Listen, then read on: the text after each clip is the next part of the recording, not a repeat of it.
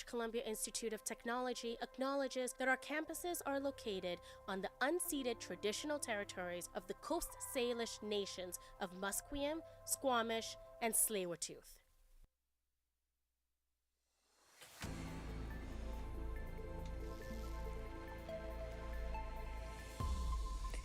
Good afternoon. My name is Eden Chipperfield, and here are your top news headlines at 1:30. 400 BC ostriches have been spared, at least for now, after the Supreme Court of Canada ordered a planned cull to be paused. Universal Ostrich Farm spokeswoman Kate Pachisny celebrated with supporters and says the last-minute stay means more time to plan their next steps. Figure out the next steps and the next options. You said it was Miracle Wednesday. Miracle Wednesday. What did you feel like? We just had a prayer. We just finished a prayer. And looking at sports for kids can be fun but expensive, with some parents being unable to afford the costs. Our reporter James No has more on one organization trying to help those in need. KidSport BC is a not-for-profit organization that helps kids get into sports. Founded in 1993, the organization has been giving grants to families that can't afford to get their children into organized sports. KidSport Tri-Cities Chair Chris Wilson says that the organization is giving out more money due to rising costs. We can give up to $500 per child per year to cover their registration fees. And the amount that we give out on average definitely has gone up over the last couple of years. A 2023 survey mentioned that while 70% of parents want to sign their kids up for sports, only 40% say they can afford it. James Ngo, BCIT News. A former Royal Bank of Canada employee faces criminal charges after allegedly accessing Prime Minister Mark Carney's personal information. Ibrahim El Haikam, 23 of Ottawa, is charged with fraud over $5,000, unauthorized use of a computer, identity theft, and trafficking in identity information. RCMP Corporal Enrique Glass says El Haikam allegedly used the RBC's information technology services for criminal purposes, including consulting several bank profiles without authorization and participating in fraud. Gasse says El Haikam is believed to have accessed Carney's personal data, among other information. In early July, the RCMP opened an investigation following a complaint from RBC. RBC spokesman Jeff Lanthier says the individual is no longer employed by the bank, and RBC worked closely with the police in their investigation. Someone in British Columbia has won $31 million in jackpot in the latest Lotto Max draw in the province. The BC Lottery Corporation says in a statement that a ticket sold online matched all 7 winning numbers of the draw on Tuesday. It says the odds of winning the jackpot on a single $5 ticket is 1 in 33 million. The win comes after a Surrey, BC man won a record $80 million prize in May. At the time, the Lottery Corporation described it as the biggest jackpot ever awarded to a single person in Canada.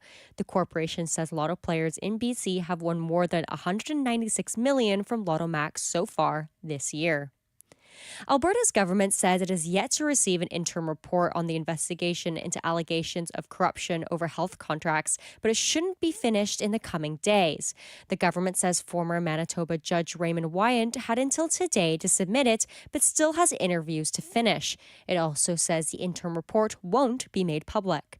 The report was initially expected in May, but the province extended the deadline because of the number of documents involved in interviews Wyant wanted to do.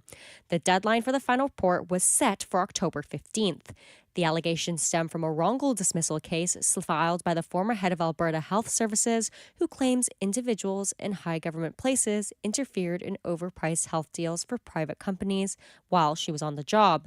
The allegations have not been tested in court, and Premier Danielle Smith's government has denied any wrongdoing. And also in Alberta news, the search for a 5-year-old boy who vanished over the weekend near a southern Alberta campsite is now entering its 4th day. Adam Kennedy from Alberta Search and Rescue has said crews have expanded their search area because Darius McDougall may have wandered further away. The Lethbridge boy was reported missing Sunday when he didn't return from a walk with his siblings to their campsite in the Crow's Nest Pass. RCMP says foul play isn't suspected, but they're keeping the investigation broad and looking at every possible angle. And also in the prairies, a boy is facing more charges in a gruesome sword attack at a Manitoba high school. The 16-year-old was originally charged with 1 count of attempted murder after a 15-year-old Brandon student was stabbed in June. Assault with a weapon charges relating to 2 other victims have now been upgraded to attempted murder. The Crown says it will also ask for the boy to be sentenced as an adult. Police have called the attack a targeted act of hate against people of color and immigrants. Manitoba RCMP say they're seeing an increase in so-called grandparent scams in northern parts of the province. The scam involves someone claiming to be a relative or lawyer and asks for a large sum of money to help with bail. Police say they have received reports over the past few months that 4 elderly Flin Flon residents have been scammed, with some sending thousands of dollars through the mail. RCMP are reminding people to be vigilant when receiving these types of calls and to report anything suspicious to the police. As part of an ongoing dispute with the province over an unpopular bill, family doctors in Quebec are expected to suspend teaching medical students as of October 1st. Doctors are currently in negotiations with the province of Quebec over compensation and working conditions, alongside a bill that would correlate a portion of their pay to performance targets. Students from various medical schools in Quebec demonstrated in Montreal on Tuesday to highlight the impact of the doctors' decisions. Their fear that the pressure tactics done by the protesting doctors will put them at a disadvantage in securing residency placements compared to their peers across Canada. Health Minister Christian Dubé says that the government is working to find a way forward and encourage the doctors to follow suit. And in special news, Canadian astronaut Jeremy Hansen said he's ready and excited for his historic trip around the moon as part of Artemis 2. The space mission will begin in early part of 2026, the first mission to the moon since 1972. Hansen calls it an incredible privilege. When I think about the 4 of us flying around the far side of the moon, coming around, seeing that Earth rise, taking images and video and sending them back to you, the feeling that I have inside is hope. Now, looking across the border, reports of dozens of teachers and faculty members from various schools, colleges, and universities in the United States have been terminated after comments made about the shooting of conservative activist Charlie Kirk. ABC's Sherry Preston has more. Several educators who have been fired have filed federal lawsuits challenging their terminations, which they say were for posts on their personal social media accounts. In the complaints, they each argue their First Amendment right to free speech has been violated. American Federation of Teachers President Randy Weingarten says acts of violence and hate must be condemned, but censorship and firing people for their private opinions expressed on their personal time is wrong. Camp Mystic, the girls' summer camp in Texas, where 27 young campers and counselors died due to flooding in July, plans to reopen next summer. AP correspondent Lisa Dwyer has more. The owners of Camp Mystic say that they plan to partially reopen next summer. 27 campers and counselors were killed at the all-girls camp during catastrophic floods. The area of the camp along the river that was destroyed by floodwaters will not be part of that reopening. Only the part of the camp that was not damaged will resume welcoming campers. There are now new, tougher camp safety laws in Texas that prohibit cabins in dangerous parts of flood zones and require camp operators to develop detailed emergency plans. Money was also allocated for warning sirens and improved weather forecasting. I'm Lisa Dwyer. Farmers, indigenous groups, and transport unions clashed with police outside Tabacundo on Tuesday as nationwide protests in Ecuador entered their second day. Demonstrators blocked a main road to the city demanding the return of diesel subsidies.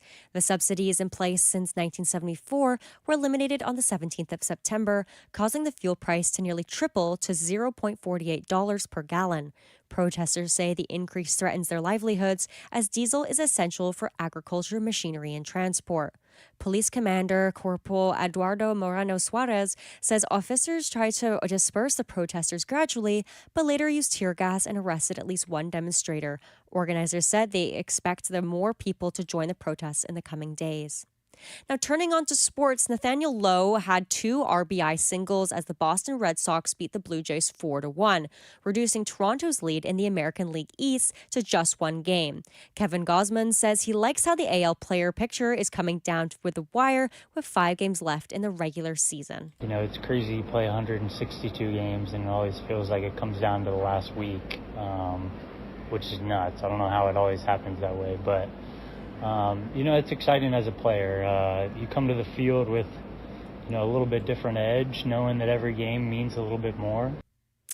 The Vancouver Canucks announced today 8 community and fan engagement nights taking place during the first half of the 2025-2026 regular season.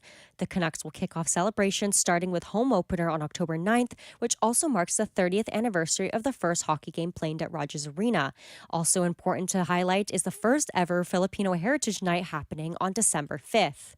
And in university sports, we have an update about the UBC Thunderbirds women's golf team. The team was taking part of a tournament at Kent State University in Ohio and came in 10th place. Their next tournament is taking place September 29th at the Tacoma Country and Golf Club. Then we also have some news regarding a sailing club in Canada. A former member of Nova Scotia's Olympic sailing training program is suing the national and provincial governing bodies for the sport, alleging they failed to act when she reported a sexual assault. The complainant from British Columbia says she was assaulted when she was 21 by a teammate in July of 2024 while training and working as a sailing coach in Nova Scotia. She says that she reported the incident to supervisors at Sail Canada and Sail Nova Scotia, but claims the organizations ignored her and isolated her from her teammates. Other parties, including the Royal Nova Scotia Yacht Squadron, are named in the lawsuit filed in the Superior Court of Justice of Ontario, the province where Sail Canada is headquartered. And in Burnaby, we do have some clouds at 16 degrees with an expected high of 20 for the day. And yes, I understand that the high may seem promising at 20, but I still am encouraging some jackets, or if you're like Gabe Liesi, probably wearing a vest might be suitable as well. Those have been your news headlines at 1:30. Join my co-desker Selena Teixeira for 2 o'clock with the top of the hour headlines. And in case I don't see you, good afternoon, good evening, and good night. Take care.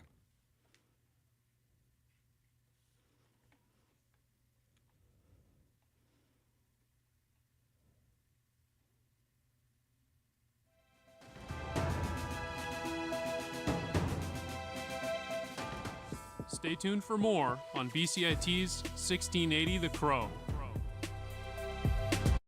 When I tell people that I study journalism, they immediately say, oh, you want to be a reporter.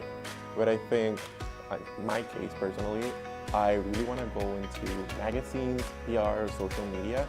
And I think here at school we learn a lot of skills that allow you to go into that world, because you learn how to write for social media, social content, for websites,